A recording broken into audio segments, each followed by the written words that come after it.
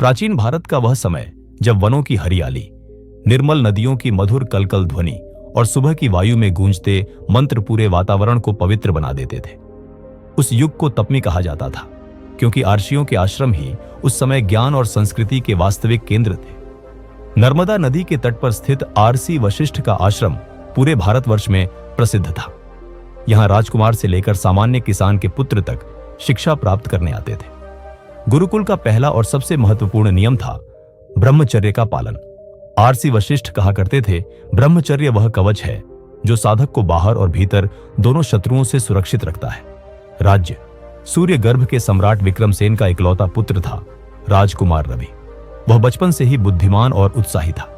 युद्ध कला, धनुर्विद्या और राजनीति की प्रारंभिक शिक्षा महल में पा चुका था।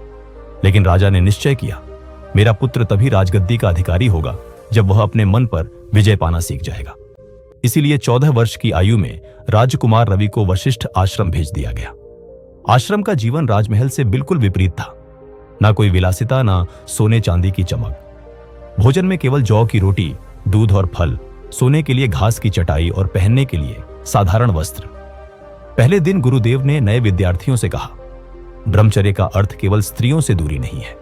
इसका वास्तविक अर्थ है मन, वाणी और कर्म की शुद्ध इच्छाओं और वासनाओं पर नियंत्रण ही असली साधना है। इन शब्दों ने राजकुमार रवि के हृदय में गहरा प्रभाव छोड़ा।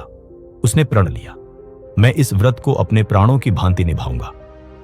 कुछ समय बाद वसंत ऋतु आई।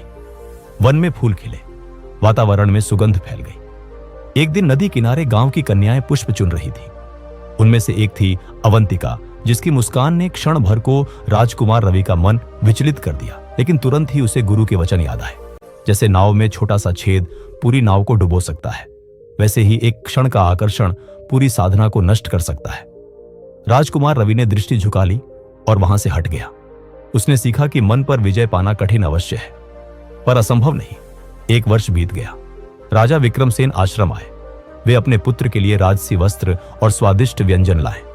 राजकुमार रवि ने मुस्कुराकर कहा, पिताश्री, जब तक मेरा ब्रह्मचर्य व्रत है, मैं साधारण वस्त्र और सादा आहार ही लूंगा। राजसी सुख मेरी तपशक्ति को क्षीण कर देंगे। यह सुनकर राजा की आंखें गर्व से चमक उठी। कुछ समय बाद एक शिष्य ने मजाक में राजकुमार रवि की आसन चटाई नदी में बहा दी।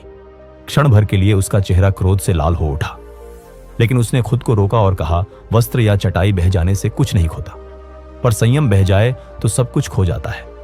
उसे समझ आया कि ब्रह्मचर्य केवल वासना पर नियंत्रण नहीं, बल्कि क्रोध और लोभ पर विजय भी है। 4 वर्ष यूं ही बीत गए। राजकुमार रवि अब तेजस्वी और आत्मविश्वासी हो चुका था। उसकी स्मरण शक्ति अद्भुत थी। युद्ध कला में वह अडिग था और ध्यान में घंटों स्थिर रह सकता था।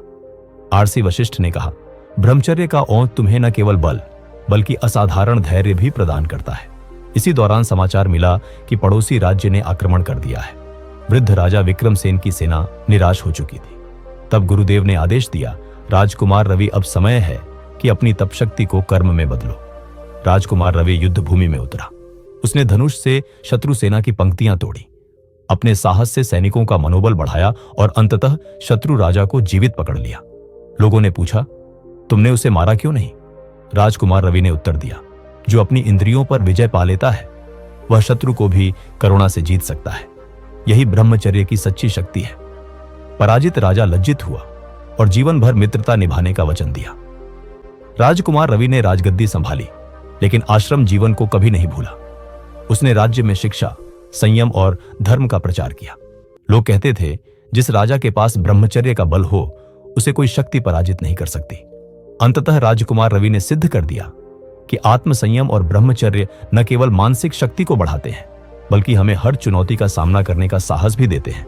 दोस्तों, अगर यह कहानी आपको प्रेरणादायक लगी हो तो इसे लाइक और शेयर जरूर करें और चैनल को सब्सक्राइब करें। आइए हम सब भी इस आत्मबल को अपने जीवन में उतारें और दुनिया को दिखा दें कि असली ताकत क्या होती है।